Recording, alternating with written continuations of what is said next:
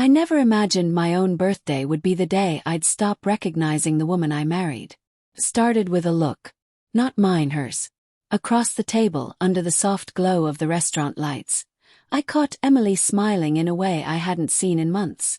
The kind of smile that once belonged to me.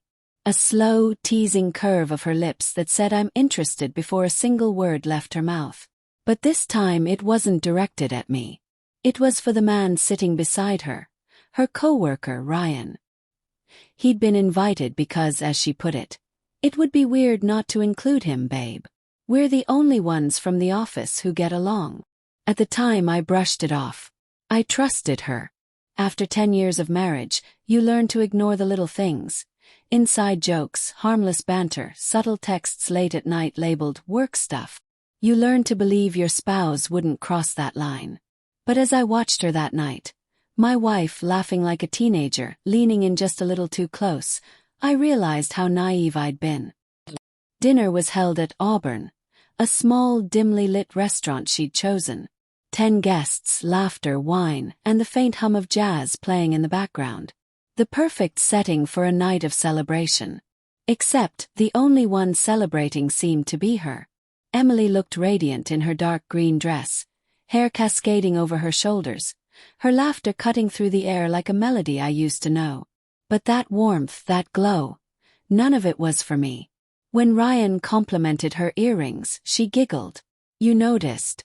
You've got quite the eye for detail. I pretended to smile. My best friend, Michael, shot me a glance from across the table. He'd noticed too. His raised eyebrow said what I didn't dare to. You okay? I nodded, though my stomach was in knots. When Ryan reached for the wine bottle, their hands brushed, and she didn't pull away. My chest tightened. I tried to focus on conversation with my sister, but my eyes kept drifting back to them. The way she leaned in, the way his eyes lingered on her collarbone, the way her hand rested on his arm for just a second too long. By dessert, I was barely tasting anything. My birthday cake sat half-eaten, candles still smoking. She was busy showing Ryan pictures on her phone, laughing at something that apparently couldn't wait until later. When I caught her whispering something that made him blush, something inside me broke quietly, like a glass cracking under pressure. The night ended, but I didn't wait for goodbyes. As everyone stood to leave, I excused myself. Thanks for coming, I said, forcing a smile, my throat tight. Emily will settle the bill. He turned confused. Wait, what? You're leaving already? Yeah, I said softly. Happy birthday to me. The look on her face faltered, confusion giving way to guilt. But I didn't stay to see her reaction. I walked out, the cool night air biting at my face, my chest hollow. At home, silence greeted me like an old friend. The house was spotless, candles still burning from when she'd decorated earlier. Streamers hung over the kitchen doorway, a reminder of a celebration that no longer meant anything. I sat at the kitchen table, staring at my untouched slice of cake from earlier, the one she insisted I save for later. Minutes blurred into hours. When Emily finally walked through the door around midnight, I didn't look up. James, she started cautiously. What was that tonight? You just left. Everyone was confused. I exhaled slowly. Everyone, or you and Ryan? Her lips parted, caught off guard. What's that supposed to mean? It means, I said quietly. I saw the way you looked at him. The way you touched his arm. The way you laughed like I wasn't even there. She crossed her arms defensively. You're overreacting. It was just harmless fun. You're being paranoid. Paranoid. I laughed bitterly. Emily, you flirted with another man. At my birthday dinner. In front of everyone. Oh, come on, she snapped. You're blowing this out of proportion. Ryan and I are friends. That's it. I met her eyes. Those same hazel eyes I once thought could never lie to me. Friends don't look at each other like that. She hesitated, her face softening just slightly. I didn't mean to make you feel that way. I guess I got caught up in the moment. You know how fun he is to talk to. I nodded slowly. Yeah. I used to know that version of you too. Her expression hardened again. So what, you're mad? I laughed. That I had fun for once. You've been distant lately. Always working, barely talking. Maybe if you paid more attention, I wouldn't have to find conversation elsewhere. There it was. A shift. A blame. I stood up, my voice calm but trembling. You're right, Emily. Maybe I've been distant. But I never disrespected you in front of others. I never made you feel invisible. She opened her mouth to speak, but I cut her off. I'm done fighting about this tonight. You made your choices. I'm making mine. I grabbed my jacket and keys. Where are you going? She asked, panic lacing her voice. To a hotel, I said simply. You can enjoy your fun without me. The next morning my phone buzzed with missed calls and messages. Emily, please come home. We need to talk. Emily, I'm sorry. It didn't mean anything.